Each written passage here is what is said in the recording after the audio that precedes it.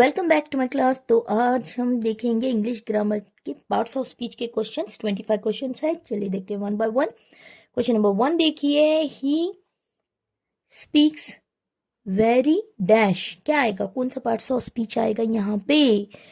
Quickly. Quickly क्या है? एक एडवर्ब है। क्विकली क्या है? It is an adverb. Okay. Speak कैसे स्पीक करती है? Quickly speak. कैसे करता है speak? Quickly. He speaks very quickly. तो यहाँ पे क्विकली क्या है? एडवर्ब है। स्पीक्स वर्ब है जो कि डिफाइन कर रहा है कैसे स्पीक करती है, क्विकली करती है। ओके। क्वेश्चन नंबर 2 देखिए, क्या है question? The dash girl won the prize. The dash girl won the prize. तो आंसर क्या आएगा यहाँ पे? Clever, cleverly, cleverness. क्या आएगा? What is the right answer? The cleverly तो नहीं आएगा। क्लेवरनेस नाउन होगा, ये भी नहीं आएगा। यहाँ पे क्या आएगा? क्लेवरली। क्लेवरली का क्लेवरली कौन सा पार्ट्स ऑफ स्पीच है? एडजेक्टिव है। The clever girl, sorry, the clever girl won the prize. ठीक है, तो क्लेवर क्या है यहाँ पे? एडजेक्टिव है। एडजेक्टिव क्या करता है? डिफाइन करता है। किसे डिफाइन करता है? नाउन को। गर्ल कैसी है? क्लेवर है। कैसी गर्ल है? क्लेवर है। फॉर एग्जाम्पल बैग क्या है? नाउन है। कैसी है बैग? बिग है। तो ये क्या है? बिग डिफाइन कर रहा है कि बैग कैसी है। बिग बता रहा है हमें कि बैग कैसी है। कैसी है बैग? बिग है। हाँ, एडजेक्टिव है। बिग क्या है यहाँ पे? It is an adjective. Bag क्या है? नाउन है। तो एडजेक्टिव क्या करता है? नाउन को डिफाइन करता है। एडवर्ब क्या करता है? ये वर्ब को डिफाइन करता है। तो ये गर्ल से पहले यहाँ पे क्लेवर लगेगा जो कि एक एडजेक्टिव है। चलिए क्वेश्चन नंबर 3 देखिए, he is sitting dash the chair. तो यहाँ पे क्या आएगा? कौन सा पार्ट्स ऑफ स्पीच आएगा? इन आएगा नहीं, सिटिंग ऑन आएगा। ऑन। ऑन हमें क्या बताता है? किसी भी सरफेस के ऊपर बताने के लिए ऑन प्रिपोजिशन का यूज किया जाता है, तो ऑन आएगा। On is the right answer.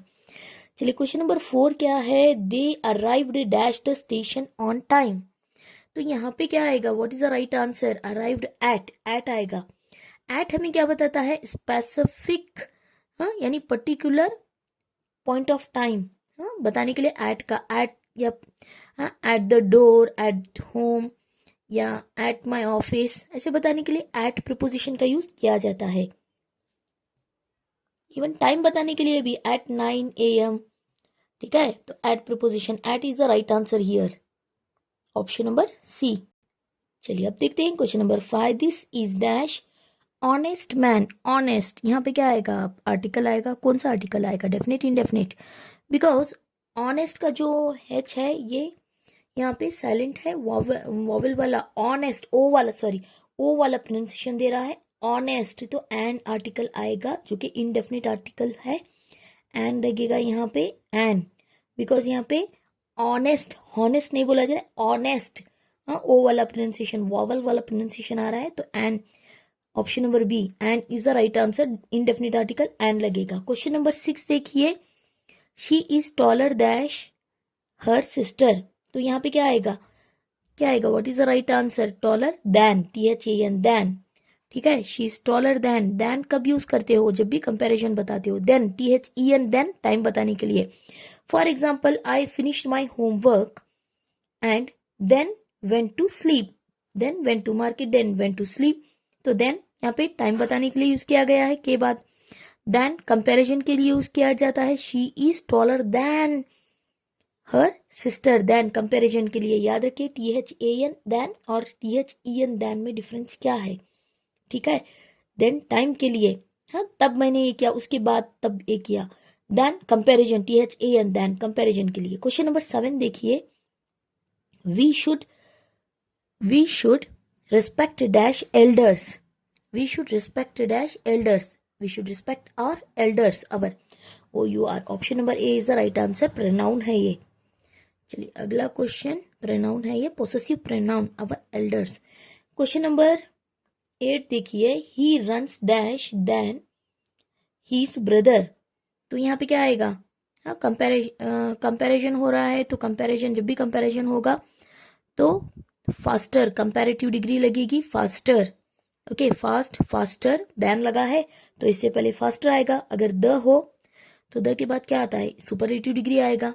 तो यहाँ पे कंपैरेटिव डिग्री, तो फास्टर आएगा। Faster is the right answer. Option number B.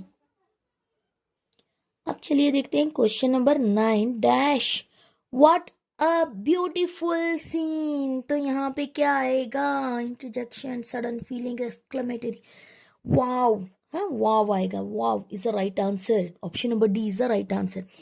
चलिए क्वेश्चन नंबर 10 देखते हैं। She has been working here dash 2010। Okay, यहाँ पे क्या आएगा? सिंस आएगा। सिंस क्यों आएगा? सिंस यहाँ पे हैज बीन बोला जा रहा है, प्रेजेंट परफेक्ट कंटिन्यूअस टेंस है। कौन सा? प्रेजेंट परफेक्ट कंटिन्यूअस टेंस है, पहली बात। सेकेंड थिंग, स्पेसिफिक टाइम बताने के लिए सिंस का यूज किया जाता है, option number A is the right answer, since.